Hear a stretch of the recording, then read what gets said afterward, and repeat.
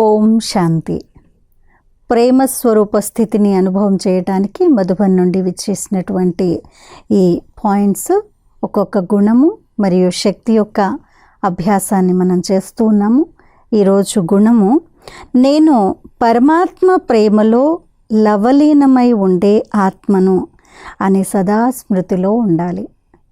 నేను పరమాత్మ ప్రేమలో లవలీనమై ఉండే ఆత్మను అనే సదా స్మృతిలో ఉండాలి.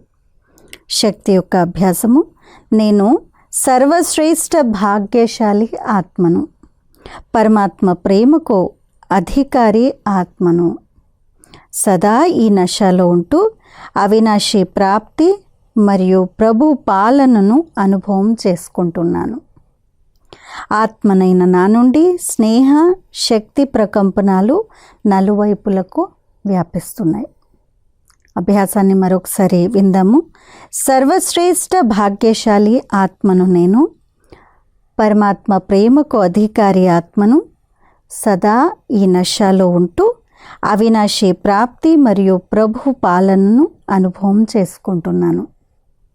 ఆత్మనైన నా నుండి స్నేహ శక్తి ప్రకంపనాలు నలువైపులకు వ్యాపిస్తున్నాయి అనేటువంటి ఈ అభ్యాసాన్ని మనము ఈరోజంతా చేద్దాము.